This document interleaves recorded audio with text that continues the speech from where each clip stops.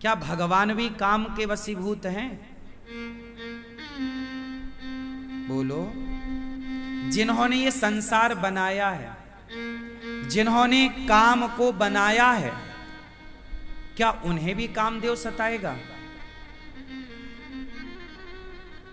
शंकर जी ने तीसरी आंख खोली तो कामदेव जलकर, बोलो, कामदेव जल गया जब तीसरी आंख खोली गई।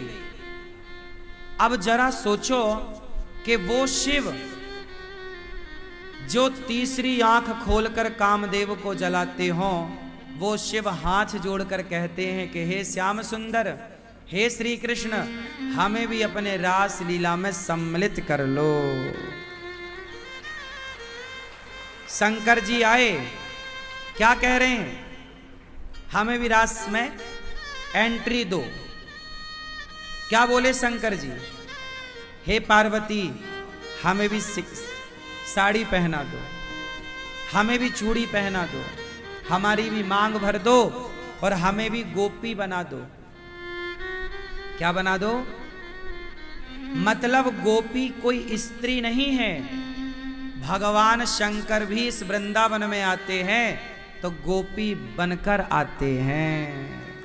तो गोपी स्त्री का नाम नहीं है, गोपी एक विचारधारा है, एक भाव है। कौन सी विचारधारा? गोपी विचारधारा। गोपी मतलब गोपियों की तरह प्रेम। गोपियां अपना सर्वस्व भगवान को मानती हैं। त्वमेव माता, बोलो मेरे साथ, जितना मैं बोलूंगा उतना आप बोलना। त्वमेव माता च पिता त्वमेव, त्वमेव बंधु च सखा त्वमेव, त्वमेव विद्या द्रविणम त्वमेव। अब ये आखिरी की लाइन समझने लायक है। त्वमेव सर्वम मम देव, हे मेरे देवता, हे मेरे श्याम सुंदर, आप हमारे सब कुछ हो। सर्वम मतलब, तो जो गोपियों को, जो भगवान को सब कुछ माने, गोपी कौन? अरे अनिरुद्धाचार्य भी यदि कृष्ण को सर्वस्व मानने लग जाए तो मैं भी गोपी हो गया। आपने यदि भगवान को अपना सब कुछ मान लिया तो आप भी गोपी हो गए, और जो गोपी हो गए उन्हें कृष्ण मिल गए। कृष्ण को पाने के लिए क्या होना पड़ेगा? और गोपी का मतलब है त्वमेव सर्वम, हे प्रभु आप ही हमारे सब कुछ हो। सब कुछ में सब आ गया, सब आ गया। जाकी रही भावना जैसी, प्रभु मूरत देखी तिन तैसी। भगवान को यशोदा ने पुत्र के रूप में देखा, द्रौपदी ने भाई के रूप में देखा, और गोपियों ने पति के रूप में देखा। अब ये बताओ कि जब रास रचाए श्री कृष्ण, तब शंकर जी भी आए गोपी बनकर, तो क्या शंकर जी क्या विषय वासना लेकर आए थे श्री कृष्ण के सामने? कोई काम वासना लेकर आए थे क्या? बोलो, कोई काम वासना थी क्या? तुम करो तो रासलीला, हम करें तो कैरेक्टर ढीला। तो क्या यहां आप लोगों को कृष्ण के इस रास में कैरेक्टर ढीला नजर आ रहा है क्या? कैरेक्टर ढीला होता तो समाज उन्हें भगवान क्यों कहती? कैरेक्टर ढीला हुआ रावण का तो पुतले जलाए जाते हैं। हम लोग चरित्रवानों की ही पूजा करते हैं, चरित्रहीनों की पूजा नहीं करते। श्री कृष्ण कौन है? जिनका ध्यान शंकर जी कह रहे हैं, हे श्री कृष्ण हमें रास में सम्मिलित कर दो। ये रास का मतलब आप लोग मानते हो कि लड़का लड़की छोरा छोरी स्त्री पुरुष के संग नाचना कूदना, इसे रास, ये रास नहीं है। रास मतलब मिलन, एक जीवात्मा का परमात्मा के साथ सदा सदा का मिलन। भटकता हुआ जीव, भटकता हुआ जीव, भटकता हुआ प्राणी जब सदा सदा के लिए प्रभु से मिलता है, उस मिलन का नाम रास है। अब ये दुनिया क्या जाने रास का मतलब, लोग क्या समझें, इन्हें तो लगता है कि बस वासना विषय कोई रास कहते होंगे।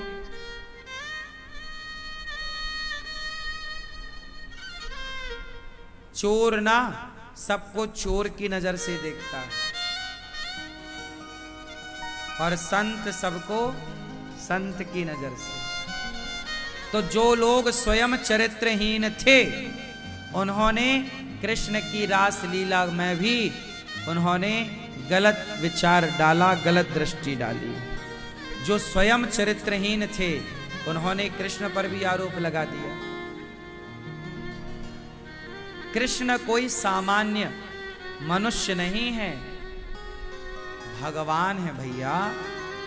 एक उंगली से पहाड़ उठाने वाले एक लड़के ने मेरे से कहा कि कृष्ण ने 16,108 विवाह क्यों किए। ये सवाल आज के 100 साल पहले भी खड़ा था, आज भी खड़ा है, 100 साल बाद भी खड़ा रहेगा। मैं भी समझा रहा हूं, आने वाली पीढ़ी भी समझाएगी, फिर भी ये समाज को ये प्रश्न का उत्तर समझ में नहीं आएगा। फिर भी मैं समझाता हूं आपको। भगवान कृष्ण के इतने सारे विवाह हुए। एक लड़के ने मेरे से न्यूज चैनल पर यह सवाल किया कि महाराज जी, आजकल तो एक विवाह से दूसरा विवाह करना गैर कानूनी है, तो श्री कृष्ण ने 16,108 विवाह किए, तो क्या वो सही था?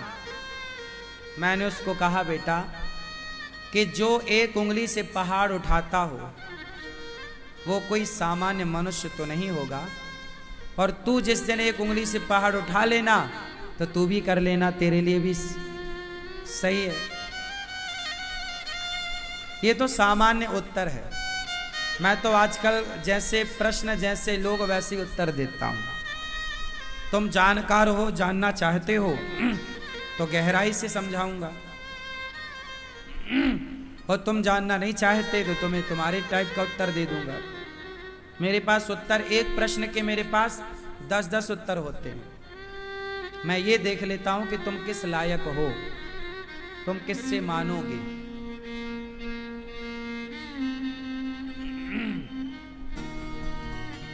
मैं एक बात को 10 तरीके से आपको समझा सकता हूं और समझाता ही हूं।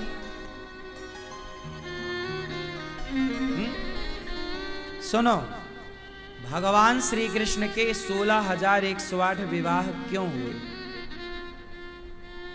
एक बात बताओ,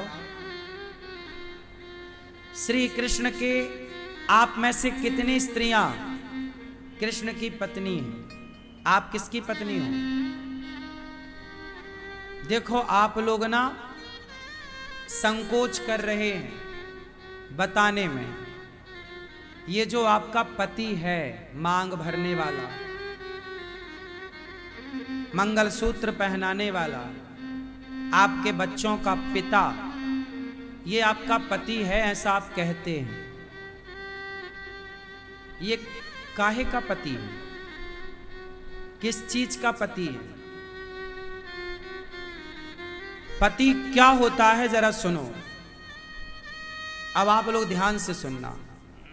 आप लोग खुद कहते हैं, ये मैं नहीं कह रहा, आप कहते हो तुम हो एक अगोचर, सबके प्राण स्वामी, सबके प्राण पति। तो बताओ इसमें क्या आया? तुम हो एक अगोचर, सबके प्राण, सबके प्राण। तो आपके जो प्राण हैं, आपके प्राणों के पति कौन है? जब आपका ये पति नहीं था, जब आप कुंवारी थी, तब भी तो आपके प्राण थे, नहीं थे? और जहां प्राण हैं तो प्राणों के पति ऑलरेडी, लक्ष्मी के पति ऑलरेडी नारायण हैं, उसी तरह प्राणों के पति भगवान ऑलरेडी हैं।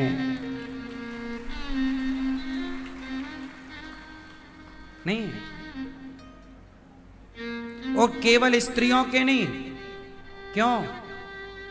आपके अंदर भी प्राण है ना, आपके अंदर है ना, तो आपके प्राणों के पति कौन है? तो बताओ फिर, यदि पति हैं तुम्हारे भगवान, तो तुम पुरुष हो कि स्त्री हो? हाँ, पुरुष हो, पुरुष हो। इसी पुरुष भाव को मिटाने के लिए रास होता है, ये पुरुष भाव मिट जाए और स्त्री भाव जागे। पुरुष भाव में तो शंकर थे पर नहीं मिला स्थान। जब स्त्री बने, शिव क्या बने? स्त्री बने, तब उस रास में प्रवेश हुआ। तुम पुरुष नहीं हो। जब तुम्हारे पति भगवान हैं, तो क्यों नहीं कहते कि हम भगवान की दासी हैं, हम भगवान के हैं? तुम्हारे भीतर भी एक स्त्री रहती है, क्या नाम बता सकते हो?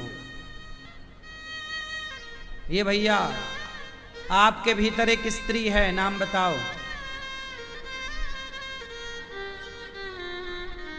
मोह माया। मोह तो पुरुष हो गया, माया स्त्री है। आपके अंदर कोई स्त्री है? तुम पुरुष हो कि स्त्री हो? आप कह रहे हो स्त्री, अभी कह रहे थे पुरुष। अब ये कंफ्यूज हो गए, अब पुरुष कहें क्या कहें, स्त्री कहें क्या कहें। ना पुरुष कह पा रहे हैं, ना तो स्त्री कह पा रहे हैं।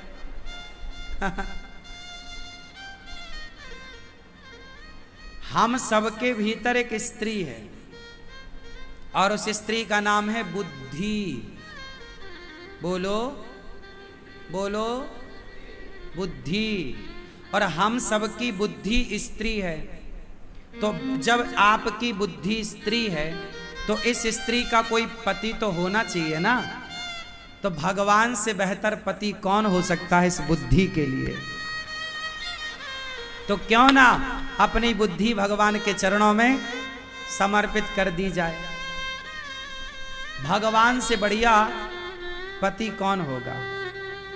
तो केवल 16,108 नहीं, इस संसार में हर प्राणधारी के पति भगवान ही हैं। जिसके भीतर प्राण हैं, उसके पति भगवान है। अब ये बातें बड़ी गहरी हैं, सबके समझ के परे हैं।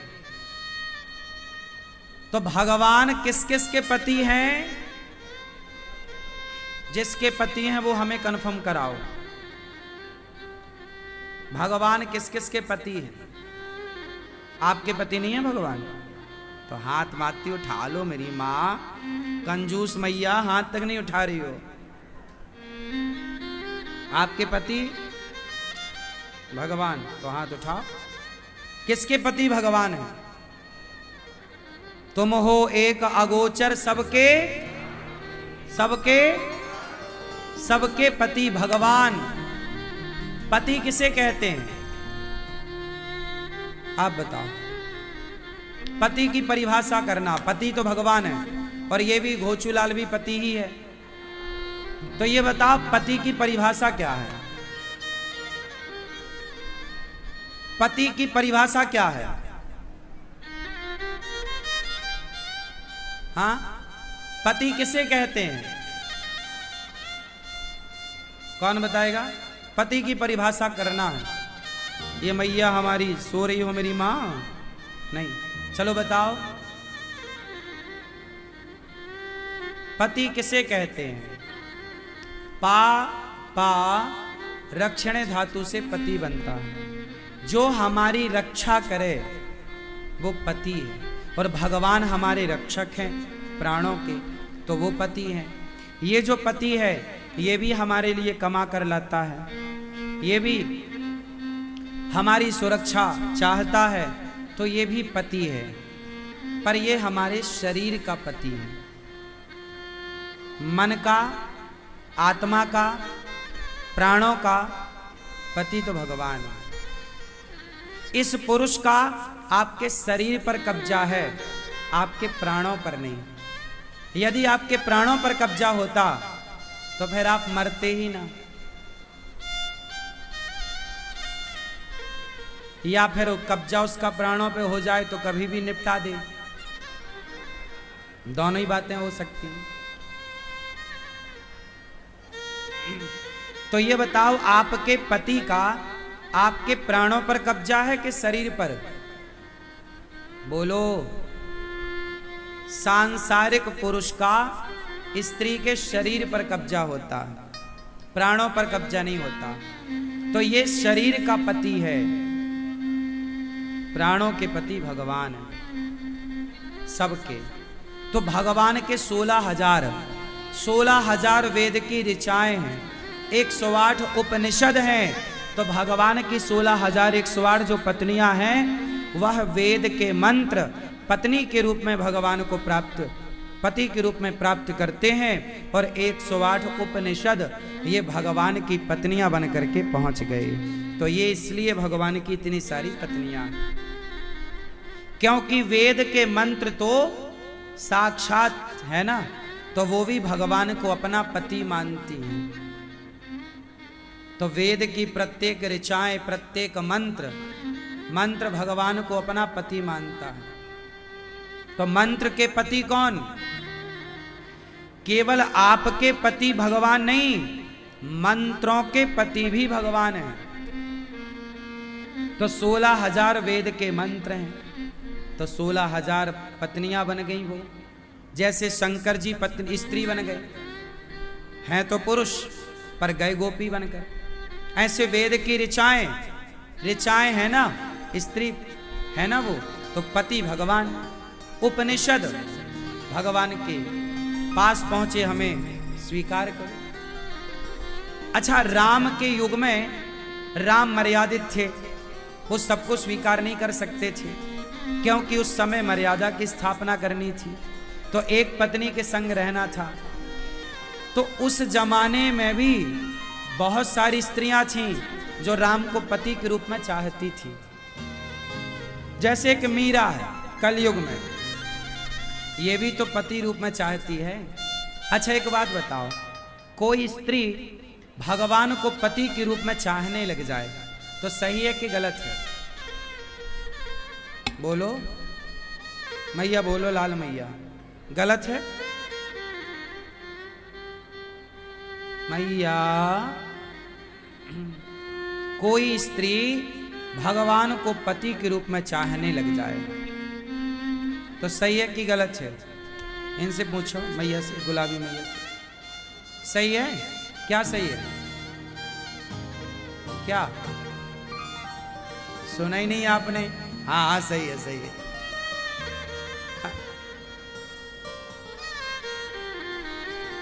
कोई भी स्त्री यदि भगवान को पति के रूप में चाहे तो गलत नहीं है, सही है, भावना है। तो भगवान को ना जाने कितनी स्त्रियां आप में से इस देश में, इस दुनिया में आज भी ना जाने कितनी स्त्रियां कृष्ण को पति रूप में चाहती हैं। तो इन सभी सारे युगों की स्त्रियों को भगवान द्वापर में इकट्ठा करते हैं, गोपी के रूप में भेजते हैं, और सबके संग रास रचाकर उन जन्म जन्म के गोपियों को आज भगवान प्राप्त होते हैं और सबका मनोरथ पूरा करते हैं।